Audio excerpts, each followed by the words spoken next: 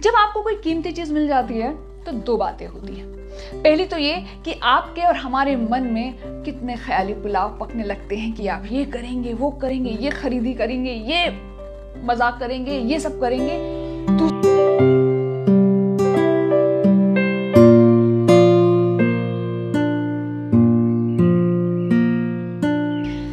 नमस्कार, कैसे हैं आप?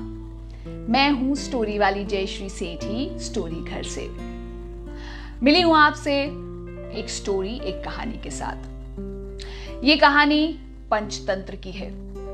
तो कहानी कुछ यूं शुरू होती है।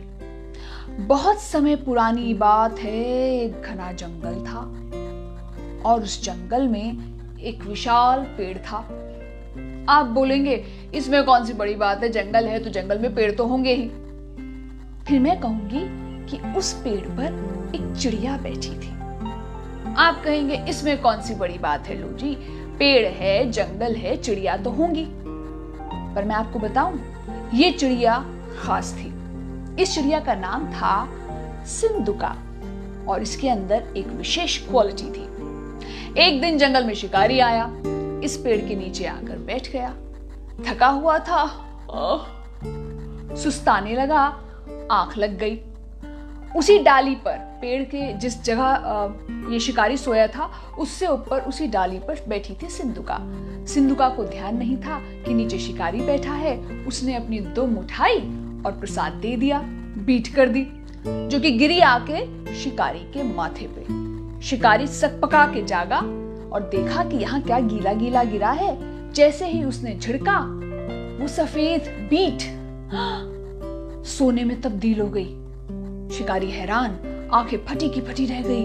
ऊपर देखा तो सिंधुका चिड़िया बैठी थी। उसने जो ही उस चिड़िया को पकड़ने के लिए हाथ बढ़ाया, चिड़िया फर्र उड़ गई। अब शिकारी की बाँछें खिल गई, उसके हाथ खजाना लग गया था, उसके मन में लड्डू फूटने लग गए। उसने योजना बनाई, हाथ आया मुंह न लगा, ऐसा तो होने नहीं दूंगा, कब तक बचेगी मेरी नजरों से। शिकारी लेकर आया जाल। उस पेड़ पर जिस टहनी पर सिंधुका चिड़िया रहती थी उससे ऊपर उसने बिछाया जाल, लगाया जाल, फिक्स किया, उससे बांधी एक रस्सी। रस्सी का एक सिरा लेकर पेड़ के पीछे खड़ा होकर छुप गया। शाम में सिंधुका लौटी। अब वो भी थकी हुई थी, थोड़ी सी केयरलेस थी।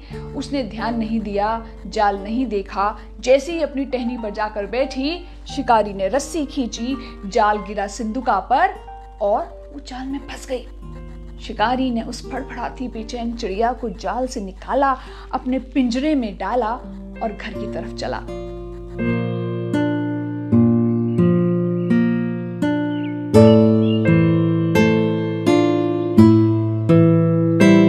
जब आपको कोई कीमती चीज मिल जाती है तो दो बातें होती हैं। पहली तो ये कि आपके और हमारे मन में कितने ख्याली पुलाव पकने लगते हैं कि आप ये करेंगे, वो करेंगे, ये खरीदी करेंगे, ये मजाक करेंगे, ये सब करेंगे।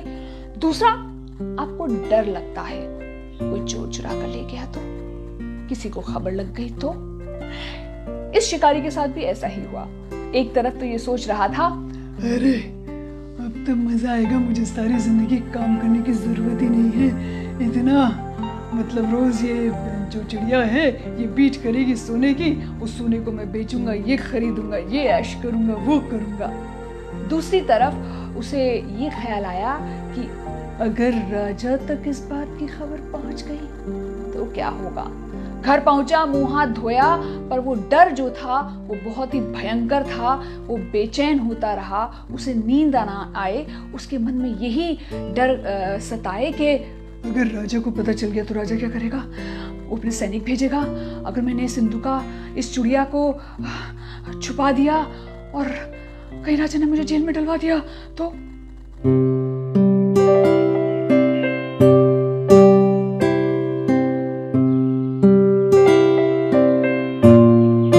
इस डर के आगे अपने हथियार डालकर शिकारी उठा और चला महल की तरफ। राजा के महल में राजा के सामने पहुंचा। राजा जी बैठे थे और इस शिकारी ने कहा, महाराज आपके लिए तोहफा लाया। तोहफा? क्या तोहफा लाए हो? महाराज मैं जंगल गया था, एक ऐसी कमाल चिड़िया मेरे हाथ लगी है जो कि सोने की बीट करती है। ऐसी बात है, तो लाओ तो। शिकारी ने पिंजरा जिसमें वो चिड़िया थी राजा को दे दिया।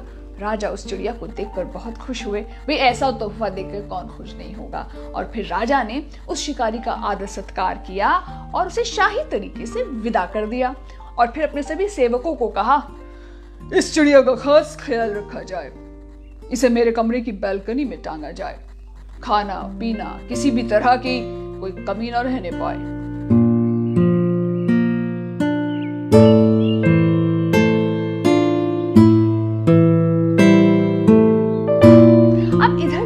मंत्री दरबारी ये सब तमाशा देख रहे थे। उन्हें लगा कि अरे बैठे बिठाए राजा को ऐसा तोहफा मिल गया। अब क्या गारंटी है कि उस शिकारी की बात सही है।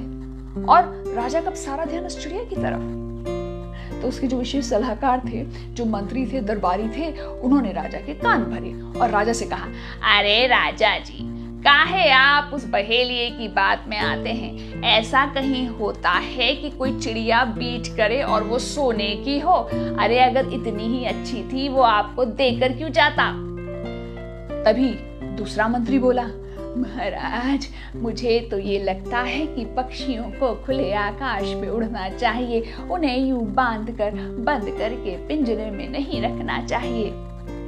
राजा अपने मंत्रियों और दरबारियों की बात में आ गया, अपने कमरे में गया। उसने बालकनी में इस पिंजरे को टंगा देखा। उसके मन में वाकई में आया, एक बहेलिया इतनी कीमती चीज भला मुझे क्यों देगा? मुझे बेवकूफ बना गया। उसे खाना होगा शाही खाना, इसलिए आया होगा, और मैं एक चिड़िया को क्यों कैद करके रखूं? सेवकों, इस पिंजरे को खोल दो।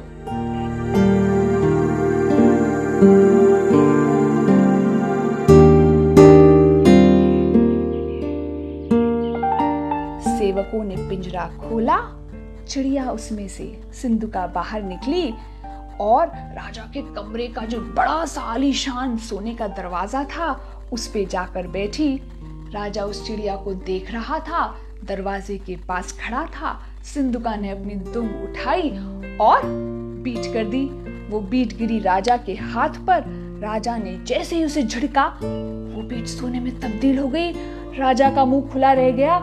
अरे वो शिकारी इसका मतलब सही कह रहा था, पकड़ो उसे। उसने अपने सभी सेवकों को आदेश दिया कि उस चिड़िया को पकड़ा जाए।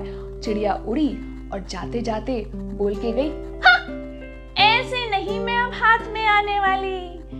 हम इस कहानी में 3 लोग बेवकूफ बने हैं। सबसे पहले बेवकूफ बनी मैं कि बिना जांच पड़ताल के उस टहनी पर बैठी जहां शिकारी ने जाल बिछाया था।